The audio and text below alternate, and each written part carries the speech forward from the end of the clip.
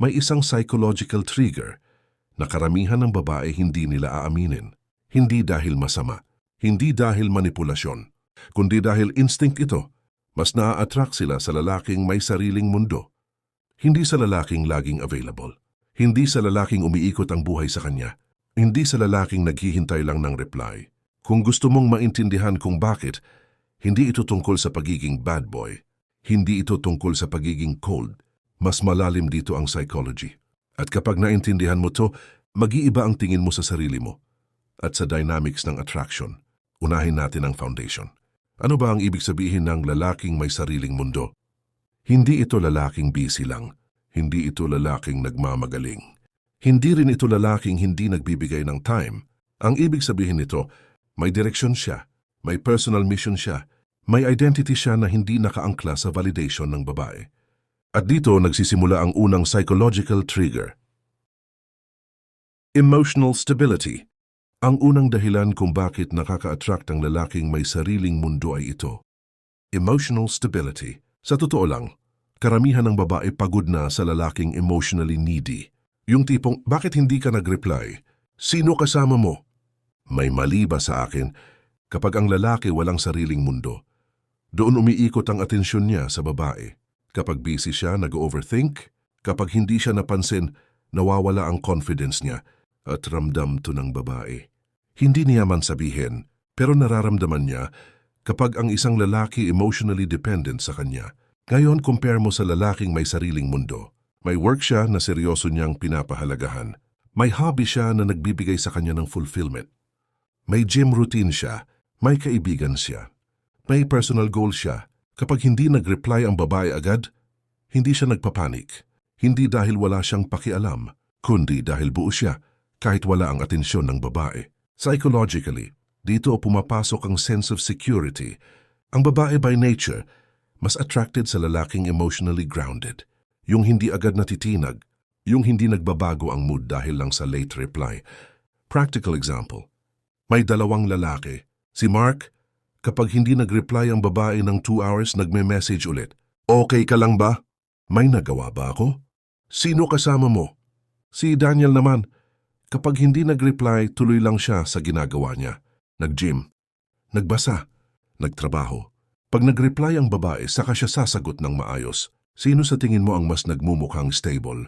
Hindi kailangan maging cold. Ang kailangan mo lang ay maging grounded. Kapag ang lalaki may sariling mundo, hindi siya naghahanap ng emotional oxygen sa babae.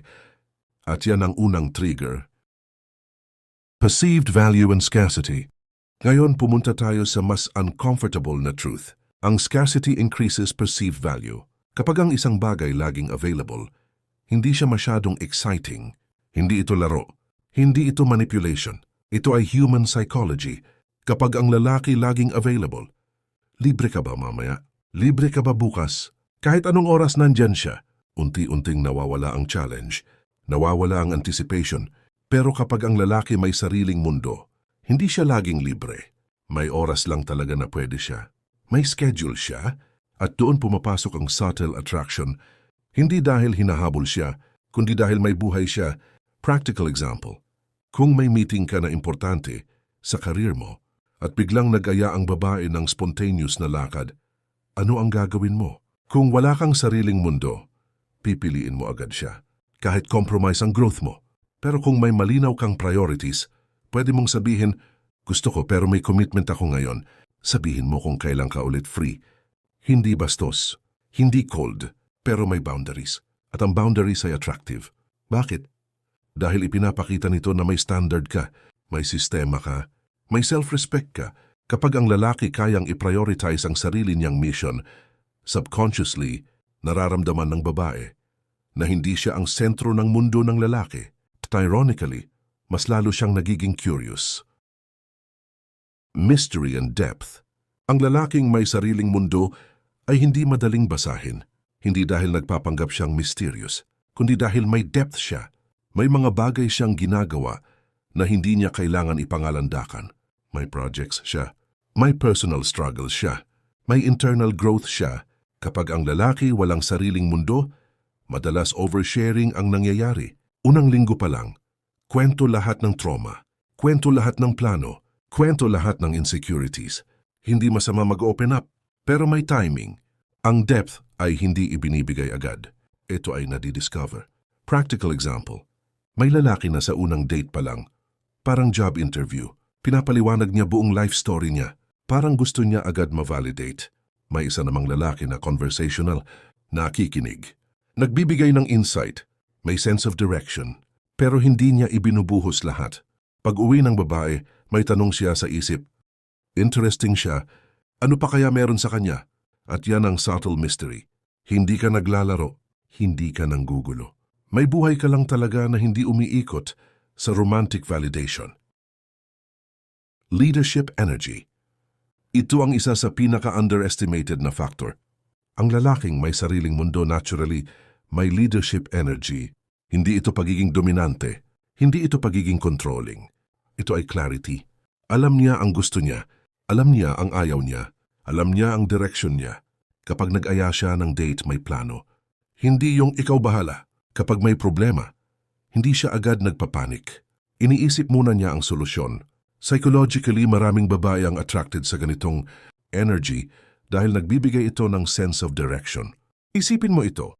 Kung nasa bangka kayo sa gitna ng dagat, sino ang mas comforting kasama? Yung lalaking kabado at nagtatanong, ano gagawin natin? O yung lalaking kalmado, okay, ito ang options natin. Hindi ibig sabihin nito na kailangan mong laging tama.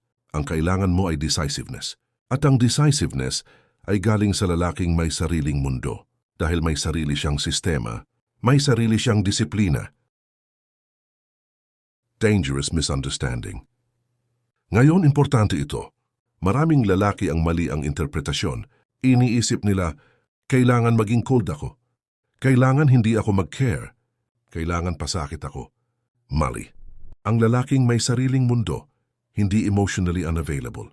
Present siya, consistent siya, pero hindi siya desperate. May malaking difference ang secure versus cold. Ang cold walang empathy. Ang secure may boundaries. Ang cold ini-ignore ka para maghabol ka.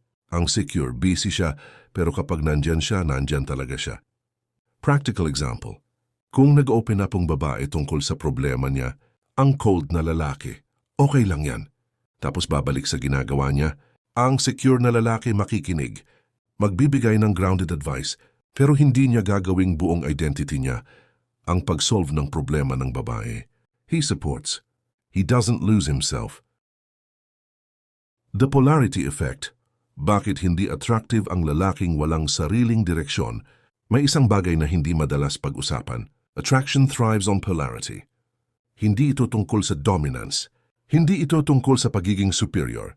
Ito ay tungkol sa energy difference. Kapag ang lalaki walang sariling mundo, ano ang nangyayari? Pareho sila ng energy ng babae. Pareho silang naghahanap ng reassurance. Pareho silang gustong unahin. Walang anchor. Ang lalaking may sariling mundo, nagiging grounding force.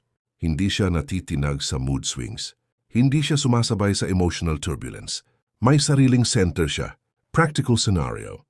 Nagkaroon ng maliit na tampuhan. Ang insecure na lalaki, ay sorry, kasalanan ko. Ano ba gusto mo gawin ko? Ang lalaking may sariling mundo. Kung may mali ako, aayusin ko. Pero pag-usapan natin ng maayos. May difference. Hindi siya nagmamakaawa. Hindi rin siya defensive. May emotional backbone. Ang babae kahit hindi niya aaminin, mas na-attract siya sa lalaking may backbone. Dahil sa subconscious level, stability equals safety. Hindi physical safety lang, emotional safety. At ang lalaki na walang sariling mundo, madalas reactive. Ang may sariling mundo, responsive. At malaki ang difference ng dalawa. Why chasing destroys attraction? Ito ang harsh truth. Habang mas hinahabol mo, mas bumababa ang value mo. Hindi dahil masama ang effort, kundi dahil kapag sobra, nagiging desperation. At desperation kills polarity. Kapag ang lalaki umiikot ang schedule sa babae, cancel ang gym, cancel ang work focus, cancel ang personal time. Ang message na naipapadala ay, ikaw lang ang source ng fulfillment ko. Sa una, flattering. Sa long-term, draining. Practical example. May lalaki na kada gabi kailangan may call sila. Kapag hindi natuloy nagtatampo siya, may isa namang lalaki na may sariling routine. Kung may call, okay. Kung wala, tuloy ang buhay. Sino ang mas mataas ang perceived value? Hindi ito laro ng ego. Ito ay tungkol sa self-sufficiency. Ang babae gusto niya maging parte ng buhay mo, hindi maging buong buhay mo. Kapag siya ang buong mundo mo, mawawala ang challenge. At kapag wala ng challenge, bumababa ang attraction. The confidence that doesn't seek approval. Ito ang isa sa pinakamalalim. Ang lalaking may sariling mundo, hindi naghahanap ng approval. Kapag nagdesisyon siya, may reason. Kapag may opinion siya, kaya niya panindigan. Hindi siya argumentative. Pero hindi rin siya people pleaser. Practical scenario. May debate kayo tungkol sa isang topic. Ang approval-seeking na lalaki. Sige, ikaw na tama. Kahit hindi siya agree, ang grounded na lalaki. Gets ko point mo.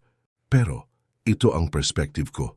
Calm, logical, stable, at dito pumapasok ang attraction trigger. Ang babae nararamdaman niya na hindi niya kayang i-manipulate ang emosyon mo. Hindi ka basta-basta nagbabago para lang ma-please siya. At paradoxically, mas nagkakaroon siya ng respeto. At kung may respeto, mas tumitibay ang attraction. When a woman starts chasing back, kapag ang lalaki may sariling mundo, may interesting shift na nangyayari. Hindi niya namamalayan, pero minsan ang babae ang nag-i-invest more. Mag-i-initiate ng usapan, mag-a-adjust ng schedule, magpapakita ng curiosity. Bakit? Dahil hindi niya ma-figure out kung saan siya nakapwesto. Hindi siya insecure, pero hindi rin siya guaranteed. At ang uncertainty na ito, kapag healthy, nagiging spark. Practical example. Kung alam ng babae na kahit anong gawin niya, hindi ka mawawala, bababa ang urgency. Pero kung alam niya na may standards ka, at kaya mong mag-walk away kung hindi aligned ang values, mas tataas ang effort niya. Hindi ito threat. Ito ay clarity. Kapag alam niya na hindi ka magsisettle sa disrespect, mas mag-iingat siya. Kapag alam niya na hindi ka mawawala sa sarili mo, mas magiging maingat siya sa pagtrato. At dito pumapasok ang tunay na dynamic. Hindi one-sided, hindi desperate, mutual investment. Kung may isang realization kang dadalhin mula sa usapan na ito, sana ito yon. Huwag mong gawing project ang babae. Gawin mong project ang sarili mo. Hindi mo kailangan maging cold. Hindi mo kailangan maging manipulative. Hindi mo kailangan magpanggap na alpha. Ang kailangan mo lang ay buuin ang sarili mong mundo. Kapag may direksyon ka, kapag may disiplina ka, kapag buo ka kahit walang validation, iba ang aura mo, iba ang presence mo, at doon nagsisimula ang tunay na attraction. Ang babae hindi na-attract sa lalaking naghahabol.